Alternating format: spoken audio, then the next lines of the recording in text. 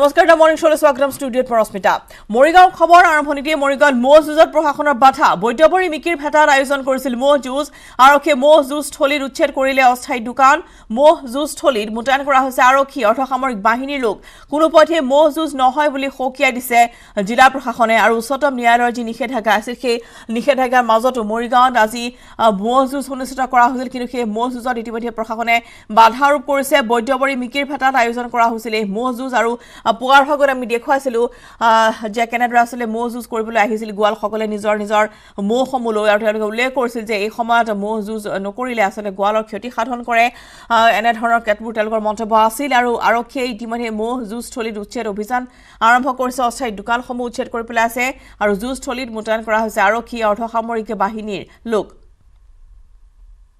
বন কৰা হৈছে গেদাৰিঙৰ কাৰণে গেদাৰিং নহবৰ কাৰণে এছঅপিটো গভৰ্ণমেণ্টে দি আছে ইয়াতো বহুত গেদাৰিং হ'ব মই গম পালোঁ যে 5,000 ইয়াত about 10,000 এনেকৈ গেদাৰিং হয় মানুহ সেইটো ক'ভিড চিটুৱেশ্যনৰ কাৰণে কোনো পধ্যেই এলাউড নহয় সেইটো কাৰণে আমি সেইটো বন্ধ কৰা হৈছে আলোচনাটো কৰিছোঁ কালিতো কৰিছিলোঁ উদযাপন সমিতি বুলি ইয়াত কোনো নাই চবেই কৈছে গাঁৱে পাতিছে সেইটো কাৰণে উদযাপন সমিতি বুলি গাঁওবুঢ়াৰ লগত আলোচনা কৰিলোঁ বিডিপিৰ আলোচনা কৰিলোঁ আলোচনা কৰি আমি আৰু এই মুহূৰ্তত পূৰ্বতে খবৰ আছে মৰিগাঁৱৰ পৰা পৱন ডেকা পৱন আপোনাৰ কাষলৈ আহিছোঁ পুৱাৰ ভাগত আপুনি দেখুৱাইছিল যে গোৱালসকলৰ যুক্তিসমূহ কিন্তু তাৰ মাজতো প্ৰশাসনে ইতিমধ্যে বাধা আৰোপ কৰিছে মৰিগাঁৱৰ মহ যুঁজ ক্ষেত্ৰত শেহতীয়া খবৰ আমি আপোনাৰ পৰা জানিব বিচাৰিছোঁ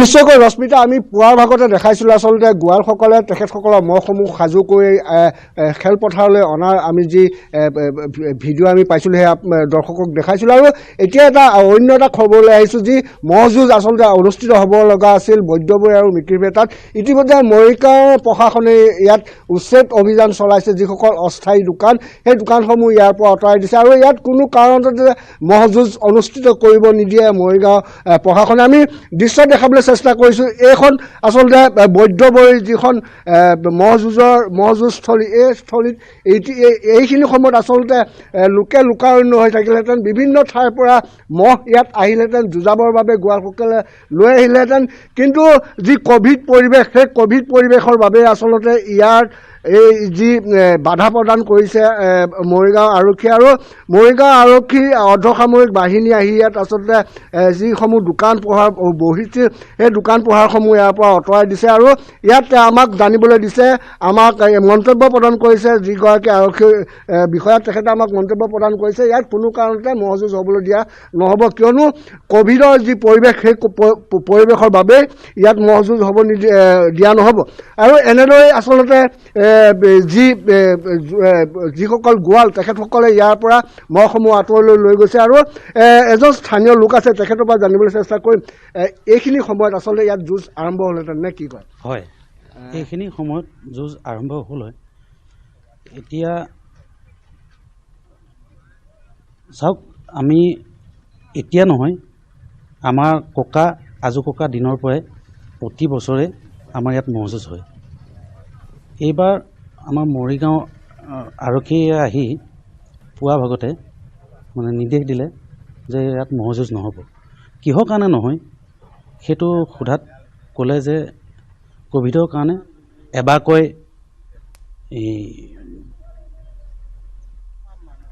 ক'ভিডৰ কাৰণে কৈছে আৰু সুপ্ৰিম কোৰ্টে অৰ্ডাৰ দিছে কৈ ইয়াতে মহ যুঁজ হ'লে কিমান মহ ইয়ালৈ আহে ক'ৰ পৰা আহে ক'ৰ মানে আমাৰ অঞ্চলটো মানে বহুত ডাঙৰ বহুত দূৰৰ পৰা আহে আৰু আহিও আছে এতিয়া বৰ্তমান তেওঁলোকক ফোন কৰি কৈছে যে মহ যুঁজ নহ'ব আৰু ইয়াত দোকান পোহাৰ বিভিন্ন দোকান আহিছিল দোকানীসকলে আমাক জানিবলৈ দিছে তেখেতসকলৰ বহুত লোকচান হৈছে কি ক'ব হয় ময়ো দোকানী আমিও পুৱাতে আহি মানে ঘৰ চৰ বনাই মেলি লৈ বস্তু বাহানি বনাই কৰি লৈ এতিয়া যেতিয়া আৰক্ষীয়ে ক'লে যে ইয়াত নহ'ব তোমালোকে ভাগা আমি ছাৰৰ নিৰ্দেশনাতে আমি বন্ধ কৰি দিবলগীয়া হৈছে আৰু চাওক এতিয়া নহয় বহুত দোকানী মানে ধৰক লছ হৈছে দোকানীৰ কথা সুধিছে যেতিয়া কৈছে বহুত দোকানী মানে মাল পেলনি কৈছে আৰু হাজাৰ হাজাৰ নিশ্চয়কৈ তেখেতে জনালে আচলতে যিসকল ব্যৱসায়ী ইয়ালৈ আহিছিল তেখেতসকলে লোকচানৰ সন্মুখীন হৈছে বুলি আমাক জানিবলৈ দিছে। কিন্তু এটা কথা হ'ল ইয়াত যি প্ৰশাসনৰ যি নিৰ্দেশ সেই নিৰ্দেশৰ বাবে এই মুহূৰ্তলৈকে এই যি ম'হ যুঁজ সেই ম'হ যুঁজ বাতিল কৰিছে আৰু প্ৰশাসনৰ নিৰ্দেশ মানি আচলতে যিসকল ব্যৱসায়ী বা যিসকল ম'হৰ গোৱাল বা যিসকল স্থানীয় লোক ইয়ালৈ অহা পৰিলক্ষিত হোৱা নাই। আচলতে ইয়াত যি ম'হ যুঁজ পহিলা মাঘৰ যি ম'হ যুঁজ এই ম'হ যুঁজ ইতিমধ্যে বাতিল কৰা বুলি জানিবলৈ পৰা গৈছে। বহু সংখ্যক স্থানৰ পৰা আহিছিল লোকসকল, গোৱালসকলে নিজৰ নিজৰ ম'হ লৈ তেওঁলোকে যুঁজাবলৈ আহিছিল আৰু বহুতো লোক আছে। আমি তেওঁলোকৰ পৰা জানিব বিচাৰিছোঁ প্ৰশাসনৰ যি এই নিৰ্দেশ সেই নিৰ্দেশত তেওঁলোক সন্মতি জনাইছেনে? তেওঁলোকে যিহেতু বৰ্তমান দোকানসমূহ ভাঙিছে, যথেষ্ট লোকচানৰ সন্মুখীন হৈছে, তাৰ মাজতো কিন্তু অমিক্ৰণ আহি আছে যিটো অতি ভয়ংকৰ ৰূপত বৰ্তমান দ্ৰুতগতিত সংক্ৰমণ বৃদ্ধি পাইছে সমগ্ৰ ৰাজ্যজুৰি। গতিকে সেই লৈ তেওঁলোক সজাগ হয় নে নহয়? নিশ্চয়কৈ মই তেখেতসকলৰ পৰা জানিবলৈ চেষ্টা কৰিম। যি কৰোণা মহামাৰী আচলতে ত্ৰাসৰ সৃষ্টি কৰিছে গোটেই বিশ্বত, বহু লোক ইতিমধ্যে আমাৰ ওচৰৰ পৰা আঁতৰি গৈছে। সেইখিনি সময়ত আকৌ অমিক্ৰণো আহি আছে। এতিয়া কি ক'ব, আচলতে এইটো ভাল সিদ্ধান্ত লৈছে নে প্ৰশাসনে? সেইটো ভাল সিদ্ধান্ত লোৱা নাই প্ৰশাসনে। কিহৰ কাৰণে? নহয় আপুনি এটা কথা কওক। মই আপোনাৰ লোকচানটো আমি বুজি পাইছোঁ, যিটো নেকি কৰোণা। নহয় লোকচান আমাৰে বুলি নহয়, বহুত কেইজনৰ হৈছে। কিন্তু ক'ভিডটো আমাৰ কাৰণে আহিছে নেকি? বিজেপি চৰকাৰৰ কাৰণে অহা নাই নেকি? বিজেপি চৰকাৰে যে মিটিং পাতিলে লাখ লাখ মানুহ হয়। আমাৰ এখন সাধাৰণ ম'হ যুঁজত প্ৰতি বছৰে যেতিয়া ম'হ যুঁজ হয়, আমাৰ কিয় তেওঁলোকে আমাৰ ম'হ যুঁজটো পাতিব নিদিলে? নিশ্চয়কৈ তেখেতে চৰকাৰৰ কথা কৈছে। চৰকাৰে বিভিন্ন মেল মিটিং পাতে, কিন্তু আমাক ম'হ যুঁজ কেলৈ পাতিব দিয়া নহ'ল, এনেধৰণৰ বিভিন্ন প্ৰশ্ন ইতিমধ্যে আহিছে। তথাপিও এটা কথা ক'ব লাগিব যি বিশ্ব ত্ৰাস সৃষ্টি কৰা কৰোণা আৰু সেই কৰোণাৰ বাবে আচলতে যি প্ৰশাসনে পদক্ষেপ লৈছে তাৰ বাবে এই ম'হ যুঁজ আজি বাতিল কৰা হোৱা বুলি আমাক জানিবলৈ দিছে। ম'হ যুঁজৰ সন্দৰ্ভত প্ৰবন ডেকাই জনালে বহুকেইগৰাকী ইতিমধ্যে তাৰ যি অস্থায়ী ব্যৱসায়ী ক্ষুদ্ৰ ব্যৱসায়ীসকলে তেওঁলোকে মত প্ৰকাশ কৰিছে আৰু পূৰ্বতেও গোৱালসকলেও মত প্ৰকাশ কৰিছে যে ম'হৰ যুঁজ আচলতে তেওঁলোকৰ বাবে অতি জৰুৰী, যিহেতু গোৱালসকলক নহ'লে ম'হে আক্ৰমণ কৰে। বা এতিয়া যি পুৱাৰ ভাগত যেনেদৰে দেখিবলৈ পোৱা গৈছে যে যিসমূহ অস্থায়ী তাত দোকান পোহাৰ খুলিছিল সেইসমূহ বৰ্তমান প্ৰশাসনে বন্ধ কৰি দিছে। কিন্তু সজাগতামূলক যি অভিযান আৰম্ভ কৰিব লাগিছিল সেই ক্ষেত্ৰত বহু সংখ্যক লোকে কিন্তু এতিয়াও সজাগ হোৱা দেখিবলৈ পোৱা হোৱা নাই। প্ৰশাসনৰ সিদ্ধান্তক বহুতে কিন্তু আদৰণি জনোৱা নাই, যিহেতু তেওঁলোকে যথেষ্ট লোকচানৰ সন্মুখীন হ'বলগীয়া হৈছে। কিন্তু তথাপিও আমি আহ্বান জনাইছোঁ যে অমিক্ৰণৰ যি সংক্ৰমণ সেয়া দ্ৰুতগতিত সমগ্ৰ ৰাজ্যজুৰি এতিয়া বৃদ্ধি পাবলৈ ধৰিছে, সমগ্ৰ দেশতে ব্যাপি পৰিছে। গতিকে এই সময়ত নিজকে সজাগ কৰি ৰাখক আৰু এনেধৰণৰ যি সমবেত হৈছে ৰাইজ, সেই ৰাইজ তেনেদৰে সমবেত হোৱা নিষেধাজ্ঞা যি আৰোপ কৰিছে বা যি SOP আছে সেই SOP মানি চলাটো অত্যন্ত জৰুৰী এই সময়খিনিত। পৱনলৈ ধন্যবাদ জনাইছোঁ।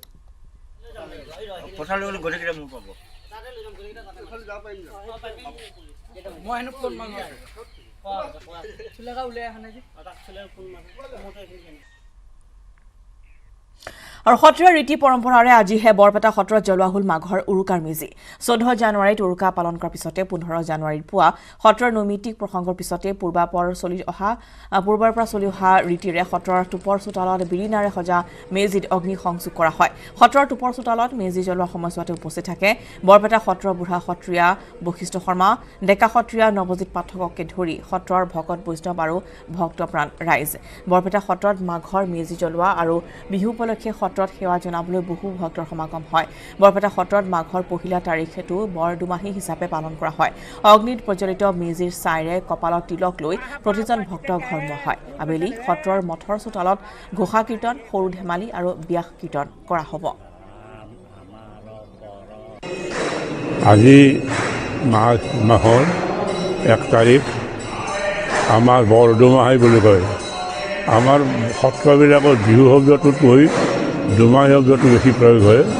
গতিকে আজি বৰদুমাহী।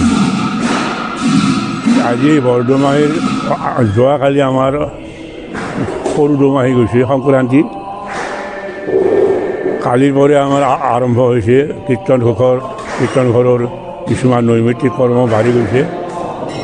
পুৱা নিয়মতে প্ৰসংগ কৰে, যি ঘোষা গাব লাগে নিৰ্দিষ্ট ঘোষা আছে, সেই ঘোষা যোৱাকালি গৈছে। ঘোষা কীৰ্তন হৈছে, ব্যাস কীৰ্তন হৈছে। আজিও এইদৰে নিৰ্দিষ্ট ঘোষা যি গাব লাগে সেই পাঠকে গাই আছে আৰু ইয়াৰ পিছত ঘোষা কীৰ্তন হ'ব, ব্যাস কীৰ্তন হ'ব। আজি সমূহ ৰাইজক সত্ৰৰ পৰা তামোল বিতৰণ কৰি আছে ইতিমধ্যে, আৰু গধূলি ব্যাস কীৰ্তন ঘোষা কীৰ্তন হ'ব, ৰাতি গায়ন বায়ন হ'ব। এনেকৈ এই 4 দিন মাঘৰ 4 তাৰিখলৈকে চলিব, আৰু মাঘৰ 4 তাৰিখে বিহু বাহিৰ বুলি কয়, মানে বিহু শেষ, দুমাহী শেষ হ'ব। আজিৰ পৰা নো ভেকচিন নো এণ্ট্ৰি, সকলোতে প্ৰৱেশ নিষিদ্ধ দুপালি ভেকচিন নোলোৱা লোকৰ। এই সন্দৰ্ভত প্ৰশাসনৰ কঠোৰ পদক্ষেপ। চৰকাৰী কাৰ্যালয়লৈ যাব নোৱাৰিব কৰ্মচাৰীসকল। এনে কৰ্মচাৰীক বেতনবিহীন ছুটী থাকিব লাগিব। শ্বপিং মল, হোটেল, ৰেস্তোৰাঁ আদিতো প্ৰৱেশত বাধা আৰোপ কৰা হৈছে। ভেকচিন নল'লে চৰকাৰী হস্পিটেলত নাপাব বিনামূলীয়া চিকিৎসা সেৱা। ৰেল বাছেৰে যাত্ৰাৰ বাবেও দুপালি ভেকচিন বাধ্যতামূলক। হস্পিটেলৰ বাহিৰে চৰকাৰী ৰাজহুৱা স্থানৰ প্ৰৱেশ নিষেধ কৰি দিয়া হৈছে। সমান্তৰালভাৱে ফ্ৰণ্টলাইন কৰ্মীয়ে বুষ্টাৰ ড'জ নল'লে নাপাব দৰমহা। ভেকচিন নোলোৱা লোকৰ ব্যৱসায়িক প্ৰতিষ্ঠানৰ প্ৰৱেশ নিষেধ কৰা হৈছে। এনে লোকে ব্যৱসায়িক প্ৰতিষ্ঠানৰ প্ৰৱেশ কৰিলে ভৰিব লাগিব জৰিমনা। স্বাস্থ্য পৰিয়াল কল্যাণ প্ৰধান সচিবৰ নিৰ্দেশনা জাৰি।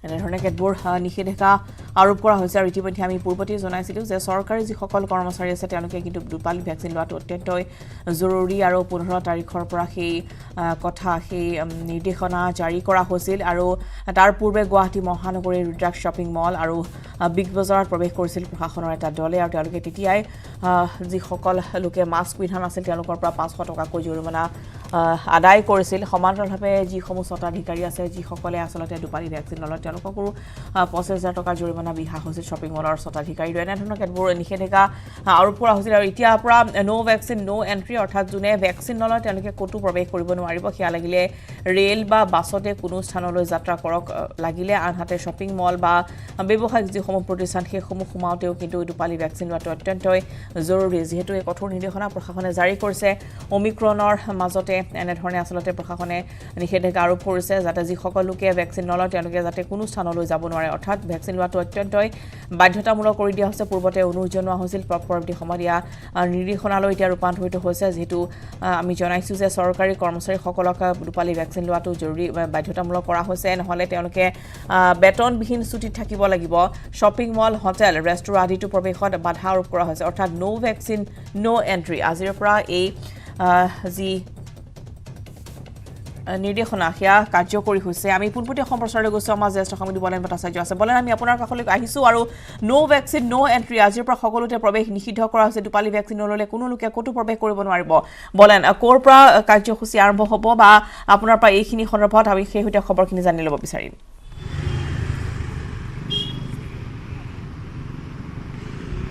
চাওক, ৰাজ্যত কোভিডৰ ভয়াৱহতা বৃদ্ধি পোৱাৰ লগে লগে কিছুদিন পূৰ্বে ৰাজ্যৰ মুখ্যমন্ত্ৰী হিমন্ত বিশ্ব শৰ্মাই এক সংবাদমেল সম্বোধন কৰিছিল, আৰু এই সংবাদমেল সম্বোধন কৰাৰ পিছতে এখন SOP জাৰি হৈছিলে।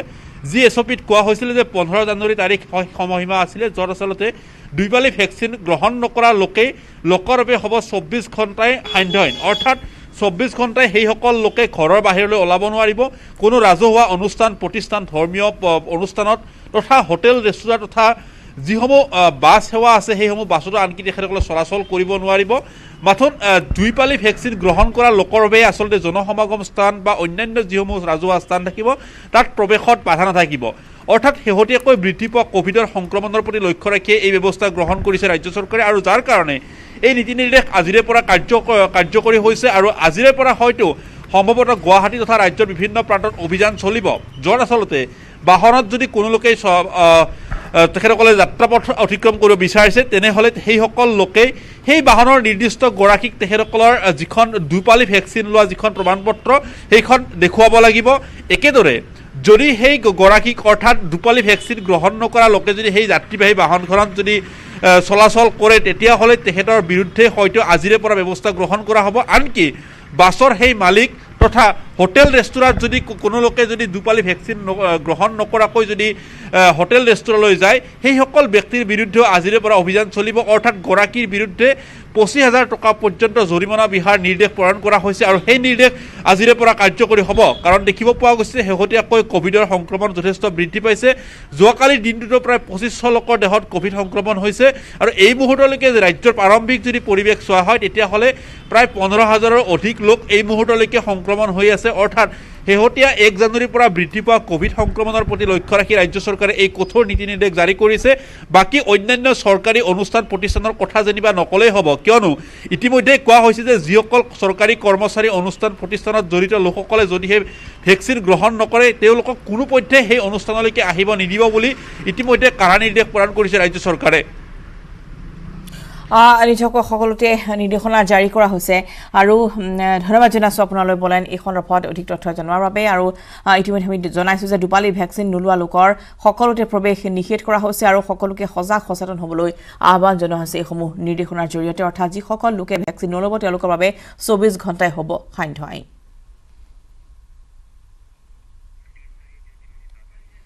আৰু শ্বপিং মল হোটেল সকলোতে প্ৰৱেশত বাধা আৰোপ কৰা হৈছে সমান্তৰালভাৱে আমি জনাইছোঁ যে ভেকচিন নোলোৱা লোকৰ ক্ষেত্ৰত সকলোতে প্ৰৱেশ নিষিদ্ধ কৰি দিয়া হৈছে প্ৰশাসন কঠোৰ হৈ পৰিছে ক্ষেত্ৰত যেটো ওমিক্ৰনৰ সংক্ৰমণ বৃদ্ধি পাবলৈ ধৰা পৰিলক্ষিত হৈছে আৰু এই সংক্ৰান্ততে এনে ধৰণৰ পদক্ষেপ গ্ৰহণ কৰিছে এই মুহূৰ্তত আমি ধুবুৰীলৈ যাম জ্যোতিৰ্ময় চক্ৰৱৰ্তী আছে জ্যোতিৰ্ময় আপোনাৰ কাষলৈ আহিছোঁ আৰু নো ভেকচিন নো এণ্ট্ৰি এই কাৰ্য আজিৰ পৰা কাৰ্যকৰী হ'ব এই নিৰ্দেশনা ধুবুৰীত কিমান সচেতন হৈছে ৰাইজ আমি আপোনাৰ জৰিয়তে জানিব বিচাৰিছোঁ জ্যোতিৰ্ময়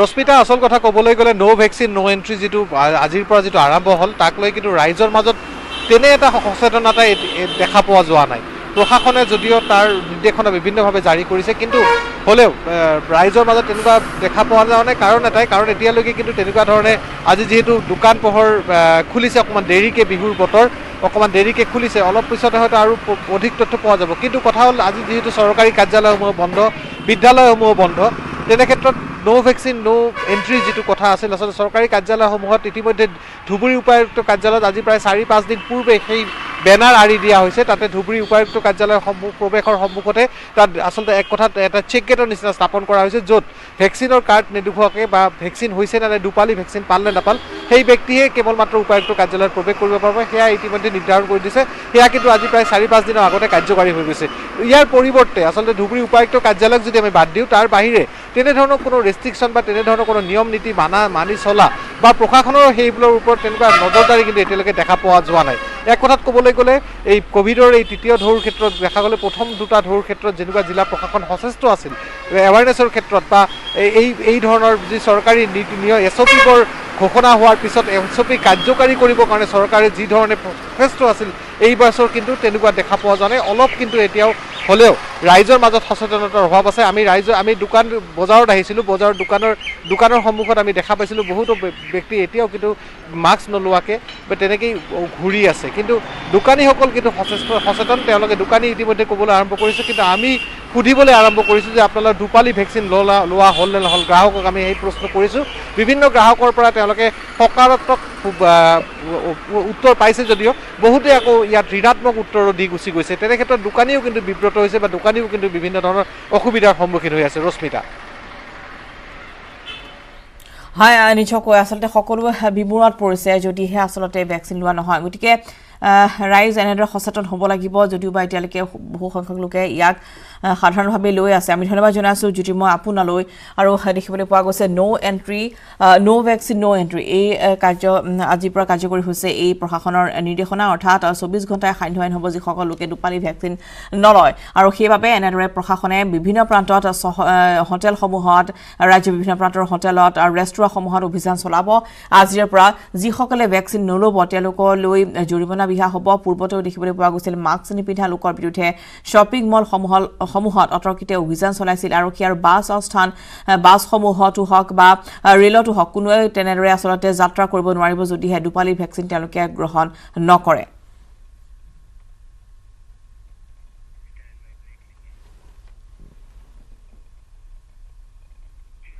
খবৰ আমি ডিজাইন দা মৰ্নিং শ্ব' লৈছোঁ এটি বাণিজ্যিক বিৰতি